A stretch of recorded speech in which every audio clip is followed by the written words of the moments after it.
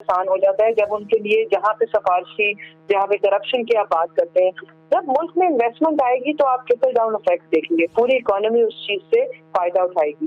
تو یہ پورا پروسیس ہے، اور یہ میرا خیال ہے کہ یہ this further talks about government wants کے سب پارٹی بیس کے ملک کی بیس کے سارے گورنمنٹ کے دیکھ رہے ہیں، پرائم منسٹر کے دیکھ رہے ہیں switching to technology, they're all working for the benefit of the governance. ٹھیک ہے بشرا صاحبہ، اس رپورٹ میں کہا گیا ہے کہ پاکستان میں 135 سرکاری اداروں نے 600 سے زیادہ اصلاحات کی جس سے کرپشن میں کمی دیکھی گئی ہے. تو حکومت کو مزید کیا اقدامات اٹھانے چاہیے کہ ٹرانسپیرنسی کو بہتر انداز میں جو ہے وہ بنایا جا سکے؟ جی دیکھیں، جہاں پہ یہ رپورٹس جو ہوتی ہیں یہ آپ کی پرسیپشن ورسز ریالٹی کو بہتر کرتی ہیں، اس کے ساتھ ساتھ یہ گورنمنٹ کے لیے بھی بینچ مارکس ہوتے ہیں کہ کون سا ادارہ بہتر ہے، کہاں بہتری کی زیادہ ضرورت ہے. So the government looks at these reports as a key indicator کہ کہاں بہتری آئی ہے، کون سے اقدامات اٹھائے تھے، کن پالیسیز کو ریوزٹ کرنے کی ضرورت ہے.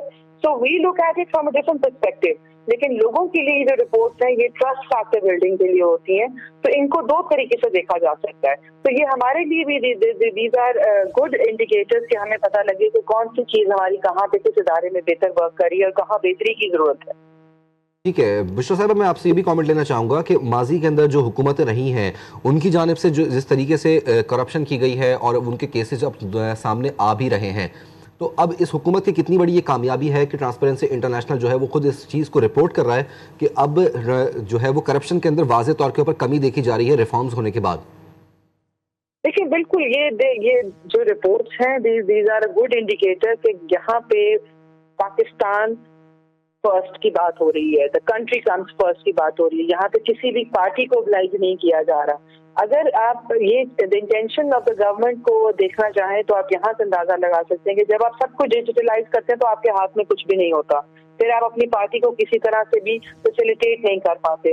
تو آج سے پہلے جتنا کچھ ہو رہا تھا، کیونکہ کچھ بھی آن لائن نہیں تھا، نو ڈیٹا واز اویلیبل، نو جو آن لائن ڈیجیٹلائزیشن نہیں ہو رہی تھی، تو وہاں پہ آپ کو روم فار پولیٹیکل جو لیوریجز زیادہ ہوتے ہیں. تو میرا خیال ہے کہ اب جو ہماری غلطیاں ہیں ماضی میں ہر پارٹی نے کی، ان سے ہمیں سیکھنا چاہیے. پی آئی اے از این ایگزامپل، اس میں کتنی گوشت بھرتیاں ہوئی، کتنی سیاسی بھرتیاں ہوئی ہیں، اپنے حلقے اپنے برادری کو فیسیلیٹیٹ کیا گیا. But going forward nothing of this sort will be done. تو میرا خیال ہے کہ یہ سیاستدانوں کے لیے مشکل ہوگا، بیکاز ظاہری بات ہے آپ کا ووٹ بینک ہوتا ہے، آپ نے سب کو اکوموڈیٹ کرنا ہوتا ہے. بٹ ملک کی بہتری اسی میں ہے کہ سب کچھ ڈیجیٹلائز ہو، سب کچھ آن لائن ہو، سب کچھ میرٹ بیسڈ ہو. بشرا صاحبہ، ملک کی بہتری کے لیے اور کیا اقدامات حکومت سے پاکستان اس وقت اٹھا سکتی ہے؟ کیا سوچ بچار چل رہا ہے حلقوں میں؟ ملک کی بہتری کے لیے سب سے بڑا کردار تو فی الحال میڈیا پلے کرے گا، to be very honest, because یہ پرسیپشن ورسز ریالٹی کی جو جنگ ہے. ہم جو کر سکتے ہیں، حکومت جو کر سکتی ہے وہ گورننس کو بہتر کر سکتی ہے، ہر چیز کو ٹرانسپیرنٹ کر سکتی ہے. بٹ وہ ساری انفارمیشن لوگوں تک جو آپ کی جنگ ہے وہ بھی ساتھ ساتھ چلنی چاہیے، تاکہ لوگوں کے اندر جو ایک، اور حالانکہ جو ایف پی سی سی آئی کی رپورٹ تھی، جو ان کا ریسرچ تھا، that was all experience based, لوگوں کے ایکسپیرینسز کے اوپر بیسڈ تھا. تو کہنے کی بات یہ لوگوں کے لیے بھی یہ آئی اوپنر تھا کہ جب ہم سنتے تو کچھ اور ہے لیکن ہمارے ایکسپیرینسز برعکس ہیں اس سے. تو کہنے کی بات یہ کہ اب یہ میڈیا کی جنگ ہے کہ لوگوں تک information, right information from the right sources پہنچے گی تو یہ ہم انشاءاللہ مس انفارمیشن اور ڈس انفارمیشن کی جنگ بھی جیتیں گے. بہت شکریہ آپ کا سینیٹر بشرا انجم بٹ صاحبہ، جی ٹی وی نیوز سے گفتگو کرنے کے لیے.